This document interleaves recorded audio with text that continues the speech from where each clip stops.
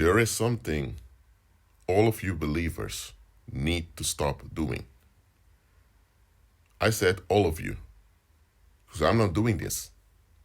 I used to it many years ago. I've unlearned a long time ago. All of us need to stop doing the following, and that is being too considerate to questionable people. Growing up as a child, you learn you have to consider others. You can't just walk into every space. You can't just take any object you see, or else you'll be stealing. You can't just talk any way you want, or whenever you want. You learn you need to be in harmony with other people around you, which is cool, which is good. What you also should be taught is that others also owe to be in harmony with you. It's quite weird in the world how they often demand children to learn respect. Children are expected to be so considerate of their environment, especially of the adults. Hold on a minute. Shouldn't it be the adults providing a safe environment for children to grow up into? That's how it should be. And so children don't owe validation to adults. Let me say it one more time. No child owes any adult any type of validation. Because no adult should be even seeking validation from children to begin with. It's quite weird. But anyway, in many cultures, people have this perverse expectation that children owe validation to adults. Now, that is quite creepy, but it's so normalized worldwide that people don't realize doesn't add up. Now, don't get me wrong. Children ought to comply with adults for things to function, because children can't do anything on their own. Children need the guidance of adults, absolutely. However, there's a condition.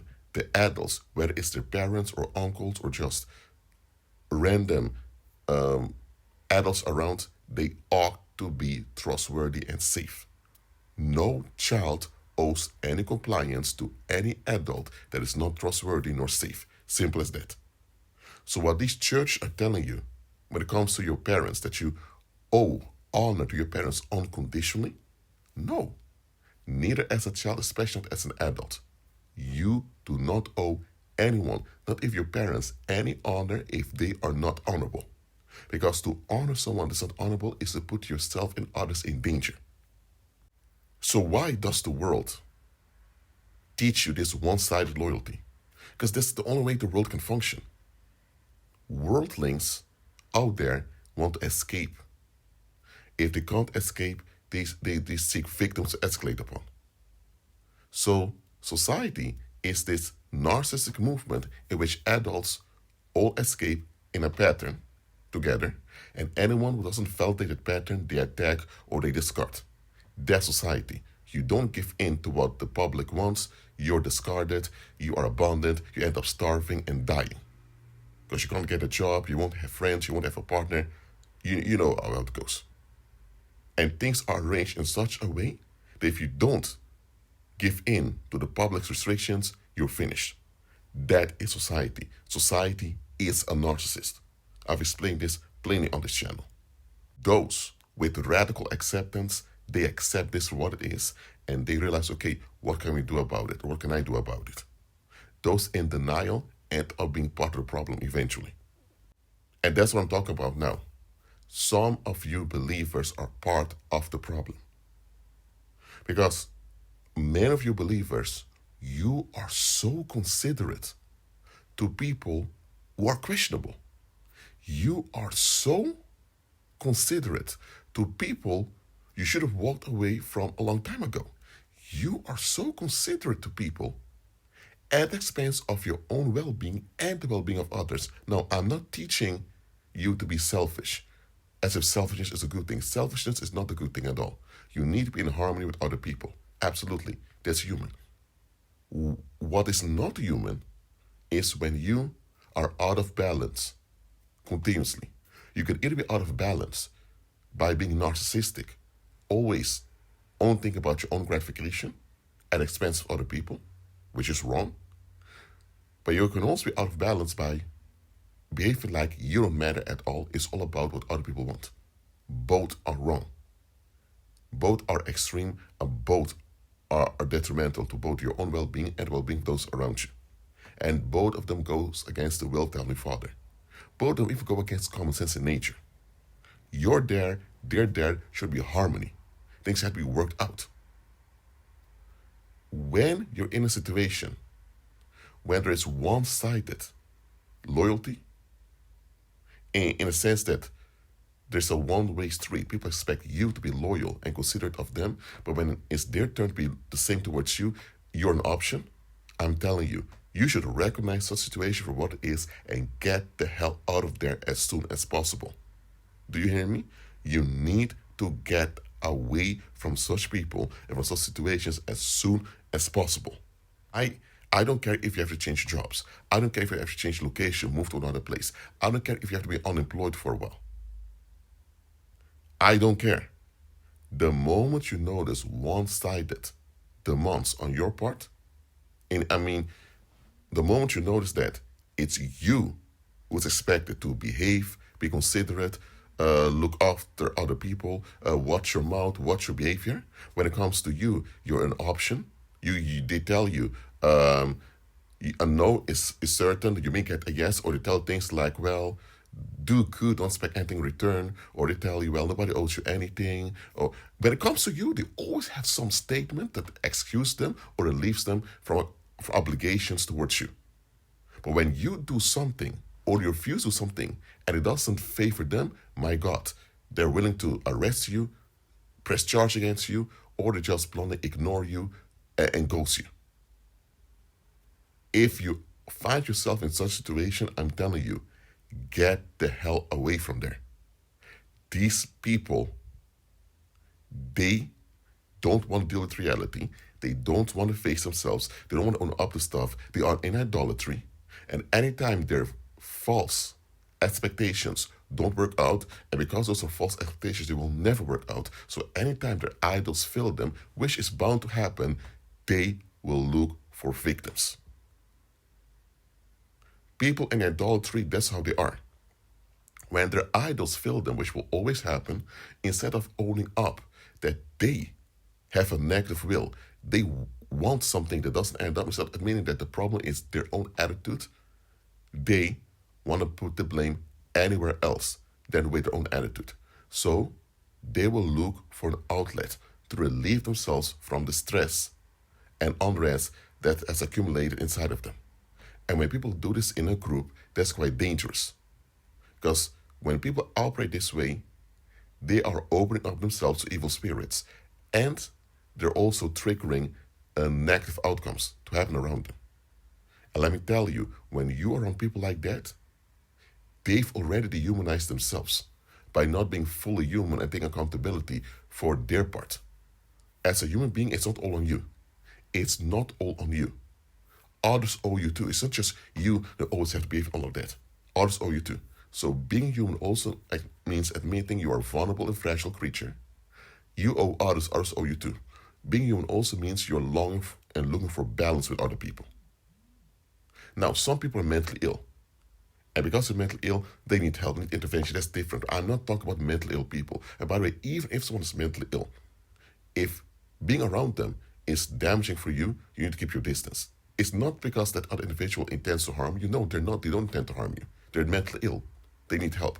Nevertheless, you staying around a mentally ill individual and being damaged with them is not going to help anyone. You shouldn't even be doing that. If they need help, keep your distance, assist them to get help so that they can recover. Right now, I'm not talking about mentally ill people. I'm talking about wasteful people. People who are just wasteful. When someone is wasteful, first of all, they don't value themselves. That means they also don't value you or other people. And that also means that they're like junkies, always looking for the next thing to relieve themselves. They likely have addictions and obsessions. They also have temperament and anger issues that are dormant. So being around people like this, and the fact they're so comfortable treating you like an option while demanding you to perceive them as a necessity, how more obvious can it be? The moment you don't fit into their restrictions, what they call their boundaries, what's going to happen? They will either abandon you as if you never existed, which is violence in itself, or they will flat out attack you, either physically or emotionally or financially in any other way, or they will use the government by pressing charges against you. And too many of you believers, you do not accept the situation for what it is. And because of that, you remain part of a bad situation that harms both you and other people. You are now complicit in the evil that takes place. This needs to stop. And let me tell you one more thing. You should not tell people everything about you, because it's not safe to. Also, some people may be overwhelmed if you share some traumatic experiences with them or things that are sensitive. Okay, so you need to know who you're talking to. If you're talking to a child, you're not going to tell a child all the horrible things that are happening. No. If you talk to an adult, you need to check, is this adult mentally fit and capable to handle what I'm about to say? If not, you don't do it. So, of course, you don't just tell everything about yourself to everyone. You don't just give your address, your mobile phone, or your location, and all the sensitive things to other people without being sure that these people mean you well and it's safe to do so. Maybe the other individual is safe to share it with, but let's say you're on the phone talking to someone. The other individual you're talking to is trustworthy, but what if the phone line can be tapped? You don't know, so you shouldn't just tell everything about yourself to other people. On the other hand, you shouldn't be so private that you're like some big mystery to everyone. That's not all right. People have the right to know what they're dealing with. Look, there's nothing wrong with withholding some information from other people. Sometimes that's necessary, especially if it relates to your job. Sometimes it's for security reasons that you withhold information from people. And sometimes you just don't want to overwhelm people necessarily. I mean, if you're going through a bad situation and the other individual is also mentally burnt out, then it may not be well in the best interest of neither you nor the individual to share certain data with them. Okay? What I'm saying is that with all the information, we all do it. Even Heavenly Father does it with us for good reasons. That's what I mean, for good reasons. If someone is trustworthy and they mean you no harm, and you are involved with them, then they have the right to know what they're dealing with. I mean, if you're suffering some disease, whatever, and you're not willing to share it with everyone, rightfully so, don't do it, because people may use it against you.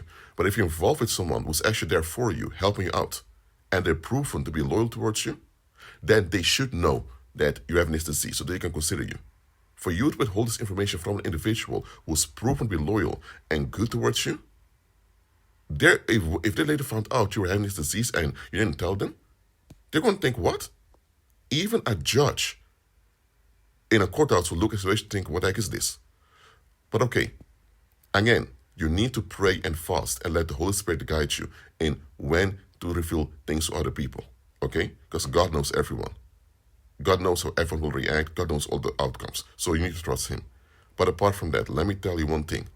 When someone is way too, quote-unquote, private, when someone is always very vague about themselves, or they have this tendency to feel entitled to hide their past, listen, again, you're not supposed to tell everything to everyone. No, it's not safe. It's not a smart move to do. However, if your past is not processed, that means your past is still haunting you. And because your past is haunting you, it will also haunt everyone you get involved with. So you have to own up to your past, process your past, and rectify it. If you're not willing to do that, you're just fleeing and escaping. And by doing that, you're damaging both yourself and everyone you're involved with. And let me tell you, people like that who don't want to own up to their past nor process it, they know what they're doing. They know what they did to other people, and they know what they're doing to you right now. They know it. Such people, anytime difficulty comes, and you kind of pick up that they're part of the difficulty, they will go into denial, they will gaslight you, or they will flat out just turn on you, leave you, ghost you. Listen, no grown individual above 25 should be going through life fleeing and escaping and expect good outcomes. That's delusional. Listen, if someone is way too private about themselves, that's a red flag. That means this individual is questionable. Look, if someone has a good, constructive reason why they hold things about their past hidden, maybe they used to be involved in crime, or maybe they were involved in very traumatic things, and now all that doesn't matter anymore because they've processed it, they become better human beings and all of that, and it's not going to be helpful to recall everything over and over again. Okay, sometimes there is a good, constructive reason. And the good reason is not, it's none of your business, my life. No, no, no. When you're around other people, you're there. Who's going to affect other people? You are. So people have a right to know what it is they're dealing with. Because if someone comes around you and you have no idea what you're dealing with, are you going to be happy and okay with that? No. If you move to another country, aren't the authorities of the other country going to say, well, your life is your life, we don't care, the past is the past? No. They want to know, who are you? What's your track record? Are you going to be a danger to the people here that you're moving to? If you apply for a job, often there are background checks to see whether or not you may be a risk for them. We should do background checks on everyone we encounter. No, I'm not telling you to become like a spy. I'm not telling you to play detective and to go too far by stalking people, harassing people, and hacking them, breaking into their house, putting cameras everywhere. I'm not telling you to be paranoid and break the law and do weird things. No, I'm just telling you, you need to check what you're dealing with. And let me tell you, when someone is way too private about themselves and their past, that's a red flag. If they expect you to be considerate towards them, then they should also be considerate towards you. Because I'm telling you, people like that, they're not in balance. They want to know about you so they can estimate whether or not they want to deal with you. But they only want you to know what they tell you about them. Because they know if you would know everything about them, or if you know a bit more about them, you may not want to deal with them. And if more people would know about them, they know that it wouldn't work out well for them. In life, you need people who are willing to deal with you. If nobody wants to deal with you, you're in trouble. So people who are unstable and questionable, they know they're unstable and questionable. They know that they're not acceptable the way they are right now. So they should own out to it and actually improve and become better. They have to stop giving useless apologies. The true apology is to actually become a better and safer human being today. If you're not doing that, listen, why are you so considerate towards them? Look, if someone enters a building with a gun, a loaded gun, and it's threatening you all, listen, of course you consider such an individual. Why? Out of necessity. You don't want to die nor be injured. The fact they misuse the leverage and become violent towards you shows you how questionable they are. Now let me tell you, you shouldn't wait until someone has a gun to your face or a knife to your throat, or when someone just stabbed you. You shouldn't wait till it's too late for you to realize, okay, this individual is questionable. Violence does not begin with physical aggression. Violence begins with one-sided narcissistic attitudes. This is where violence begins. And I'm telling you, too many of you are way too considerate to questionable people. And that's why you end up staying in bad situations you should have left a long time ago. You don't even notice those are bad situations because you don't even pay attention. Look, as believers, we cannot afford to go through life like fools. We ought to be alert, sensitive, and we need to act immediately when we get updates about the situation. With act immediately, I don't know, acting reckless based on how you feel. Listen, if you have an update about a situation and the update is confirmed, you act on it. You don't linger around with it. Look, if you're looking for a job and you hear there are vacancies out there, are you going to wait a few days before you apply? No, you're going to apply immediately. Because you know, if you wait a few days, maybe others did apply and you may not get the job. If you have a crush on someone and You may want to get with them. Are you going to wait for your approach? You're not going to approach immediately, because or else you don't know. Someone else may have done it and now it's too late. Well, if you're in a building and the fire alarm goes off, are you going to wait? No, the fire alarm goes off, you leave the building. If you're on a ship and the ship is sinking, are you going to wait a few hours? No, you're going on the life vessel immediately. Well, in life, you should not wait until it's too late or things are far gone for the worse. You should be alert and sensitive so that from the start, when you notice something doesn't end up, you do your research. And if it's proven that the situation is unstable or it's getting worse, you get out of that situation. Simple as that. Well, that's it for now. Keep on growing with Christ and be at peace.